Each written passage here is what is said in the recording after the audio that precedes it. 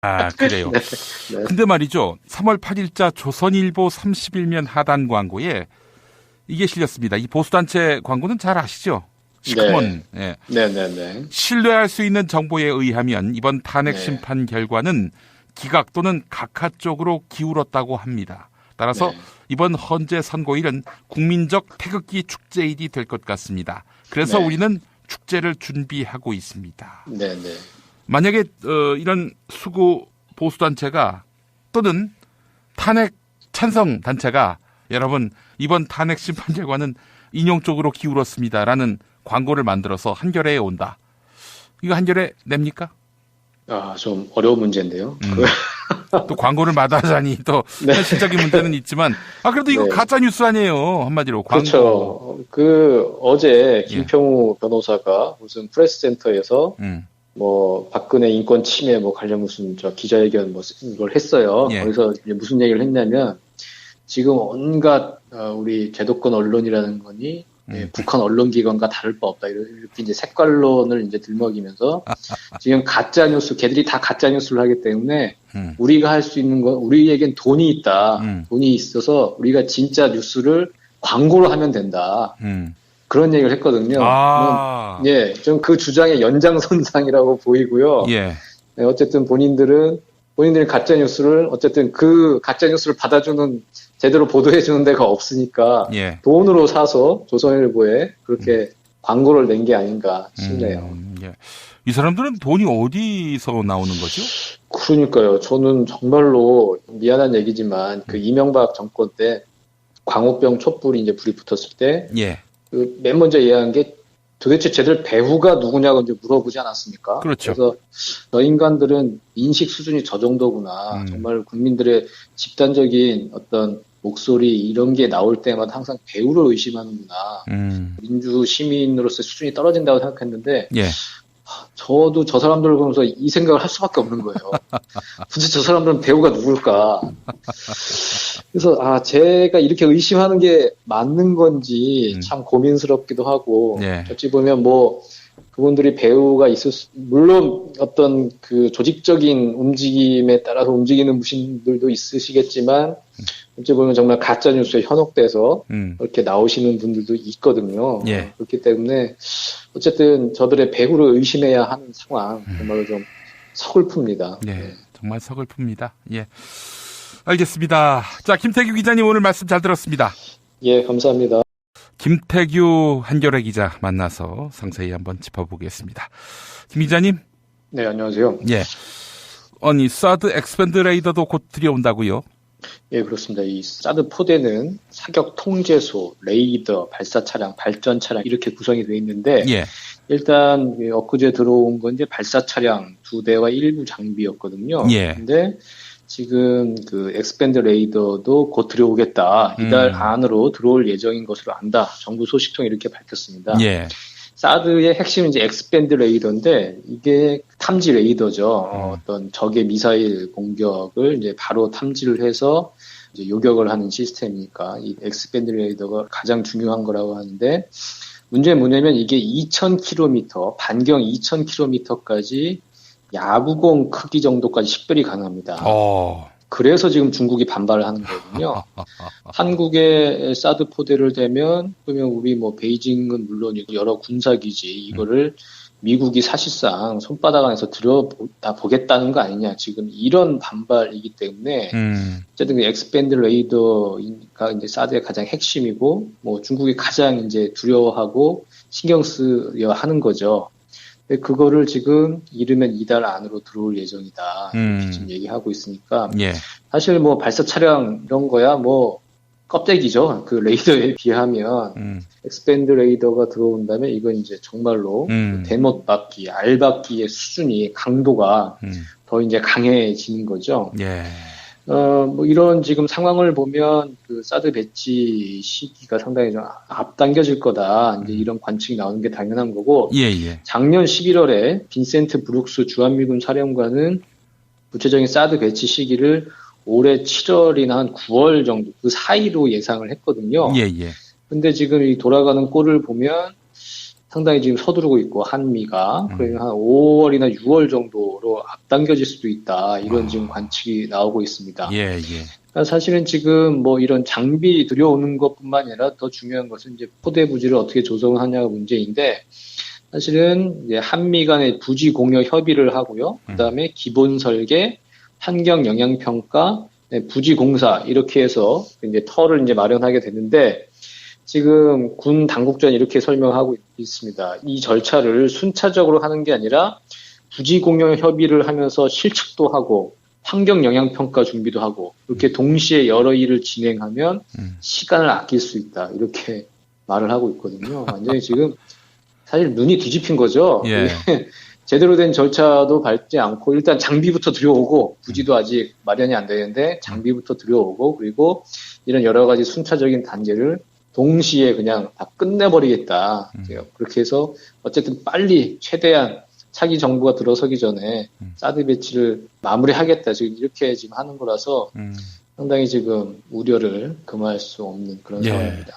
이렇게 폭주를 하는 걸 보니까 저쪽에서 상당히 그 탄핵 심판이 불리하게 돌아가고 있구나라는 거를 알 수도 있을 것 같은데 말이죠. 예. 이렇게 막 나가니 말이죠. 뭐 그냥 브레이크 없는 질주를 해야 되니 말입니다. 예. 네. 일단 그 민주당에서는 이건 국회 비준 사항이다. 그러니까 국회부터 거쳐가라. 이렇게 이야기하고 있는데 애초에 그 사드 배치 이야기 나왔을 때 주민들이 단체로 반발했고요. 그때는 뭐 안철수 대표를 비롯한 거의 모든 야당 의원들이 사드 반대 입장에 그 일치된 의견을 갖게 됐는데 글쎄요. 그 사드 비준 논의하면은 민주당이 국민의당이 반대할 수 있을까요? 지금 국민의당도 내부적으로 상당히 다양한 의견들이 나오고 있죠. 예. 국민의당이 가장 확실하게 사드 배치 반대 철회를 당론으로 정했다가 국민 여론이라고 할까요? 이게 지금까지 온 상황에 어쩔 수 없는 거 아니냐, 엎질러진 물이기 때문에 예. 이런 이제 여론이 높아가기 때문에 당론을 변경 한 해 만에 이런 얘기가 있었는데 결국 이제 당론을 유지하긴 했죠. 그런데 지금 뭐 안철수 전 대표, 뭐 중국을 설득해야 한다 이렇게 얘기하는 거는 어쨌든 조금 더 현실을 좀 인정해야 한다는 쪽으로 지금 옮겨온 것이고, 예, 지금 그런 걸 보면은 국회 비준 문제, 뭐 이런 부분 이게 제대로 될는지, 뭐 국민의당이 협조를 안 해줘서 어렵다. 그 절차 자체도 밟기가 어려울 것이다. 이렇게 보기엔 좀 어려울 것 같습니다. 예, 그래요. 그러니까 비준하기 싫으니까 정부가 다 뒷감당하라 이런 이야기인가요? 어쨌든 국회 비준이라는 얘기는 조금 더 공론을 이제 모아야 하는 거고 국민을 설득하는 과정이 필요하다는 것이고요. 그 과정에서 이제 시간을 벌면서 이제 중국도 설득하고 또 뭐 미국과 협상을 해야 하는 것이고 이런 것이기 때문에 뭐 국회 비준이라는 의제에 대해서 딱히 반대할 수는 없을 것 같아요. 예, 일단 뭐 사드 배치 철회 이렇게까지는 얘기하고 있는 사람이 이재명 시장 정도 아니겠습니까? 예. 예, 그렇기 때문에 이 정도 국회 비준 정도만 해도 상당히 온건한 대안이어서 예. 이걸 좀 반대하기는 어렵지 않을까. 물론 이제 자유한국당은 반대를 하겠죠. 예. 자, 이런 와중에 이재명 성남시장은 호기로 삼는 듯 보입니다. 이재명 프로세스라는 걸 발표했네요. 예, 그렇습니다. 이 사드 관련한 이 동북아 긴장 고조되는 문제를 어떻게 풀 것이냐.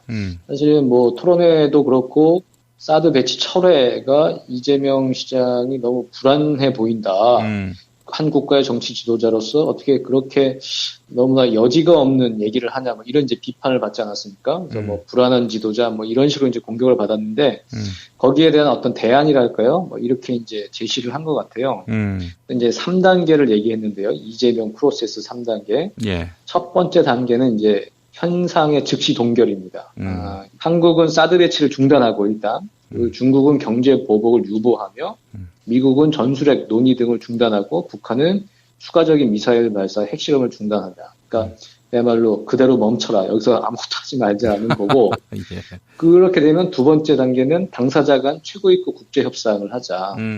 네, 서로 이제 남북, 뭐 한중, 북미, 미중 이의 당사자들이 만나서 이제 의견을 좀 모아가고요. 그리고 3단계는 포괄적인 패키지 딜. 그러니까 북핵 실험 및 미사일 발사 중단, 그리고 핵 폐기 및 북미 수교 체결, 그리고 사드와 경제보복 동시 중단을 핵심으로 하는 좀 포괄적인 그 합의에 이르자 동아시아 2.0 시대로에 진입하자 뭐 이렇게 얘기를 한 거거든요. 그래서 상당히 저는 이 부분이 지금의 어떤 그 위기 상황, 동북아 안보 위기 상황을 타개할 수 있는 구체적인 그 대안을 제시했다는 점에서 상당히 조금 주목받을 수 있지 않을까 그런 생각이 듭니다. 예. 자, 다음 이야기 해보겠습니다. 홍준표 경남지사가 말이죠. 확실하게 그 출마 의지를 밝히는 것 같습니다. 거의 그런 것 같아요. 지금은 박근혜 대통령 탄핵 여부가 결정이 안 됐기 때문에 예의가 아니다. 뭐 이런 식으로 이제 답을 안 하고 있는데, 예. 곧 탄핵 여부가 이제 결정이 되면 그때 이제 짠 하고서 출마 선언을 하지 않을까. 예, 그렇게 좀 예측이 됩니다. 저는요, 네. 이걸 이렇게 봅니다. 대선 출마를 하는 이유가 뭐 당선 가능성 이런 거는 뭐 본인이 뭐 정치를 하루 이틀 한 것도 아니고요. 안 된다는 거 알죠. 이게 네. 나오는 이유가 대법원 판결에 어떤 영향을 미칠 목적이 아니겠는가 이런 생각이 드는데요. 어떠세요? 충분히 그럴 수 있습니다. 이게 어쨌든 여론전, 어쨌든 대선 후보로 가면 엄청나게 큰 마이크를 얻는 거 아니겠습니까? 그렇죠. 자기가 예. 하고 싶은 얘기 다 하고 사람들이 다 주목하게 되고 그 과정에서 어떤 자신의 억울함 그리고 항소심에서 무죄를 선고받은 것을 이제 상당히 이제 광고, 홍보할 수 있고, 예, 그걸로 쭉 이제 그 여세를 몰아서 대법원에서도 무죄 확정 판결을 받겠다. 예, 그래서 나의 정치 생명을 계속 이어가겠다. 충분히 그런 전략, 노림수가 있다고 봐야겠죠. 예, 그래요. 자, 홍준표 지사가 문재인 전 대표를 겨냥한 발언을 쏟아냈군요. 예, 그렇습니다. 오늘 국회에서 자유한국당 초선 의원들이 홍준표 경남지사를 초청을 했어요. 되게 궁금한가 봐요. 기대도 크고. 예. 그래서 그 자리에서 무슨 얘기를 했냐면 문재인 전 대표가 정권 교체론을 얘기하는데 이거는 헌법재판소를 압박한 정권 탈취론이다. 예, 이렇게 주장을 했고 예. 이런 얘기도 했습니다. 예전에 그 진주의료원 폐쇄를 하지 않았습니까? 홍준표 지사가. 그때 예. 문재인 전 대표가 내려가서 이제 항의도 하고 그랬던 적이 있었는데 그때 그 기억을 떠올리면서 문재인 전 대표를 이렇게 평가를 했습니다. 도대체 대책이 없는 사람이라고 면박을 줬다. 대안이 없는 사람이다. TV 토론에서 붙으면 10분 만에 제압할 수 있다. 아주 이렇게 예. 호기롭게 호기를 부렸고요. 예. 이런 얘기도 했어요. 2012년 대선 때 콘텐츠도 없는 박근혜 후보 하나 제압하지 못한 게 문재인이다. 박 대통령의 실정에 기댄 반대급부를 빼면 뭐가 있느냐. 이렇게 얘기를 했습니다. 일부는 제가 동의가 되네요. 정말 콘텐츠 없는 박근혜 하나 제압하지 못했다는 게 저는 그건 정말 동의가 좀 되는데. 근데 저는 그 부분도요. 사실 경제민주화 담론을 박근혜 캠프가 가져간 거 아닙니까? 그러니까 박근혜는 콘텐츠가 없지만 그 캠프 인사들은 하여간 사술이든 기만이든 여하간 모든 담론을 또 쥐고 있었기 때문에 네. 뭐 문재인 탓으로 보기는 좀 무리가 아닌가. 원래 사실 홍준표가 말하는 게 그게 뭐 논리적이거나 뭐 합리적이진 않으니까. 예. 어쨌든 지금의 어떤 토론 실력 이거랑 비교를 하면 그때는 떨어졌던 게 사실이니까요. 예, 그런 생각이 좀 들고 또 이제 그런 얘기를 했습니다. 참석자들에게 기죽을 필요 없다. 어차피 진영 싸움이고 5대5의 게임이다. 탄핵이 인용되면 인용되는 대로, 기각되면 기각되는 대로 전열 재정비를 하면 된다. 이렇게 당부를 했는데요. 예. 이거 참 어디서 많이 들었던 내용입니다. 어차피 진영 싸움이고 5대5의 게임이다. 예. 2007년 대선 때 그랬죠. 예. 어차피 1대1 싸움이기 때문에 이쪽이 단결하면 우리가 51대 49로 좀만 더 하면 된다. 그런 얘기를 했는데 지금 10년 뒤에 홍준표 지사가 똑같은 얘기를 하고 있습니다. 아니 탄핵 찬성, 박근혜 구속 이게 8이고 그 나머지가 2인데 대선 국면에 들어서면은 이게 또 5대5가 된다고요? 뭐 그런 이제 신화에 사로잡혀 있는 거죠. 항상 이제 대선이 그렇게 상당히 근소한 차이로 몇 번을 제외하고는 항상 근소한 차이로 이제 승패가 갈렸고 또 지금 이쪽 사람들 계속 주장하는 게 샤이 박근혜, 샤이 보수 아니겠습니까? 지금 20표가 엄청나게 숨어 있다고 지금 주장하고 있기 때문에 우리가 좀만 열심히 하면 이길 수 있다. 뭐 이렇게 허풍을 떠는 거겠죠. 오늘 그 이유주현 기자가 쓰신 샤이 박근혜 이야기 상당히 흥미있게 제가 읽었습니다. 그렇습니다. 뭐 샤이 보수가 있다고 보시는 거예요? 예, 뭐 저는 뭐 아주 그냥 콩알 만큼 있다고 봅니다. 예. 콩알 만큼 있다고 보는데 예. 있을 수 있죠. 그건 모르는 거고 사실은. 예. 이 샤이라는 개념이 샤이 트럼프 무슨 뭐 샤이 유권자라는 개념이 그거는 사후적인 분석의 틀이거든요. 여론조사 결과가 그 나중에 결과를 예측하지 못했을 때, 예. 왜 우리가 그걸 예측을 못했지? 그러면 이런 자기의 의사를 제대로 표명하지 못하는 그런 사람들이 있었구나. 그래서 사후적으로 뭘 잘못됐는지를 분석하는 틀이 샤이 유권자라는 틀인데, 지금 사전적으로 지금 개념이 쓰이고 있는 거잖아요. 예. 결과도 안 나왔는데 샤이 표가 있을 거야. 숨은 표가, 부끄러운 표가 있을 거야. 네. 그건 사실 좀 지금의 사전적으로 얘기하는 건 사실 말이 안 되는 거죠. 예. 예.